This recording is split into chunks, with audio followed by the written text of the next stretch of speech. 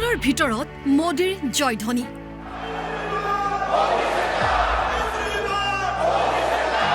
तीसरी बार मोदी सरकार, बार बार मोदी सरकार ध्वनि।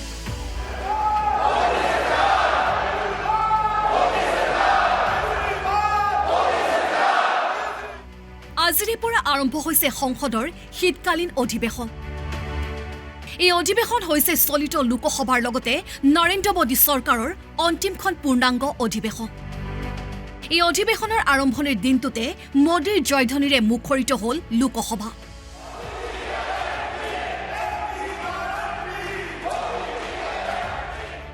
এদিন পূৰ্বে তিনি ৰাজ্যৰ নিৰ্বাচনত হোৱা চমকপ্ৰদ নিৰ্বাচনৰ পাছতে অনুষ্ঠিত অধিৱেশনত প্ৰধানমন্ত্ৰী নৰেন্দ্ৰ মোদীৰ উপস্থিতিতে এইদৰে জয়ধ্বনি দিয়ে বিজেপি সাংসদসকলে।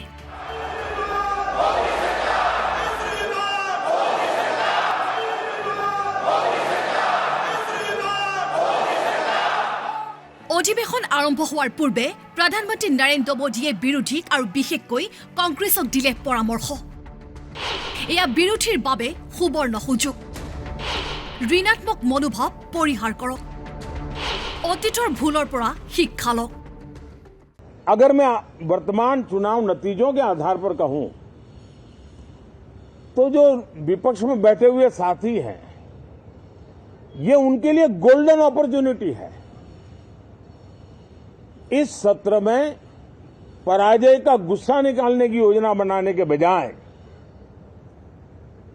इस पराजय में से सीख करके पिछले 9 साल से चलाई गई नकारात्मकता की प्रवृत्ति को छोड़ करके इस सत्र में अगर सकारात्मकता के साथ आगे बढ़ेंगे तो देश उनके तरफ देखने का दृष्टिकोण बदलेगा, उनके लिए एक नया द्वार खुल सकता है। राहुल गांधी मोदीर परामर्श, हताश নহব, সকলোৰে ভৱিষ্যত উজ্জ্বল। सकारात्मक विचार लेकर के आइए। अगर हम 10 कदम चलते तो आप 12 कदम करके फैसला लेकर के आइए। हर किसी का भविष्य उज्जवल है, निराश होने की जरूरत नहीं है, लेकिन कृपा करके बाहर के पराजय का गुस्सा सदन में मत उतारना। हताशा निराशा होगी, आपके साथियों को आपका दम दिखाने के लिए कुछ न कुछ करना भी पड़ेगा, लेकिन कम से कम लोकतंत्र के इस मंदिर को वो मंच मत बनाइए। मनोवृत्ति सलनी करक, देशे पुनर आकुआली लब। कि थोड़ा सा अपना रुख बदलिए, विरोध के लिए विरोध का तरीका छोड़िए, देश हित में सकारात्मक चीजों का साथ दीजिए। अच्छी उसमें जो कमियां हो उसकी डिबेट कीजिए।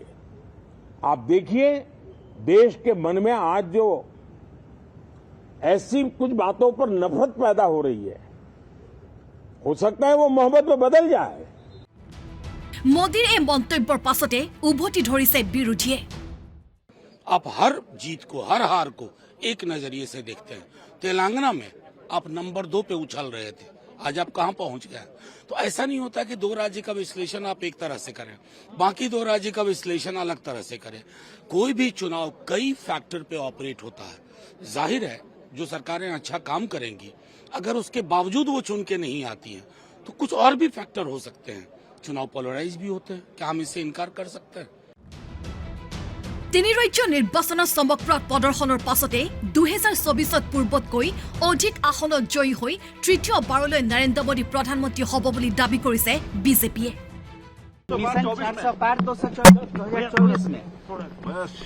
जितनी सीटें पिछले लोकसभा के चुनाव में आई थी उससे कहीं अधिक सीटों पर भारतीय जनता पार्टी और एनडीए के लोग विजय प्राप्त करेंगे। কিন্তু ইণ্ডিয়া মিত্ৰজোঁটৰ এতিয়াও আশা, सरकार गठन करिब इंडिया मित्रजोटे। विधानसभा के चुनाव के साथ लोकसभा का चुनाव का कोई संपर्क नहीं है। हमारा पूरा उम्मीद है कि इंडिया जो गठबंधन है, इंडिया अलायंस है, ये अलायंस हाँ जरूर बीजेपी को कुछ ऑक्सीजन मिला, लेकिन ये लॉन्ग टर्म नहीं होगा। जो विपक्ष का गठबंधन है वही गठबंधन केंद्र में सरकार करेगा। जो भी रिजल्ट्स आते हैं 2018 के रिजल्ट्स देख लीजिए, वो लोकसभा में कन्वर्ट नहीं होते हैं। जनता इंडिया के मुद्दों पे वोट करती है। तो हम बहुत कॉन्फिडेंट हैं कि आने वाले समय में हम लोग फिर से इंडिया अलायंस एक साथ मिलकर एजेंडा तैयार करेगा, सीट शेयरिंग की चर्चा होगा और कैंपेनिंग की तैयारी करेंगे। এই অধিৱেশন হ'ব মোদী চৰকাৰৰ অন্তিমখন পূৰ্ণাংগ অধিৱেশন। এই অধিৱেশনত চৰকাৰে ভাৰতীয় ন্যায় সংহিতা বিধেয়ক 2023, ভাৰতীয় নাগৰিক সুৰক্ষা সংহিতা বিধেয়ক 2023 আৰু ভাৰতীয় সাক্ষ্য বিধেয়ক 2023 গৃহীত কৰাৰ সম্ভাৱনা আছে। লগতে মুখ্য নিৰ্বাচন আয়োগ আৰু অন্যান্য নিৰ্বাচন আয়োগৰ নিযুক্তি নিয়ন্ত্ৰণৰ বিধেয়কখনো গৃহীত কৰাৰ পূৰ্ণ সম্ভাৱনা আছে। বিৰোধীয়ে মণিপুৰৰ পৰিস্থিতি আৰু পেলেষ্টাইন প্ৰসংগত চৰকাৰৰ স্থিতিক লৈ সদন উত্তাল কৰাৰ সম্ভাৱনা আছে। News desk report NB news.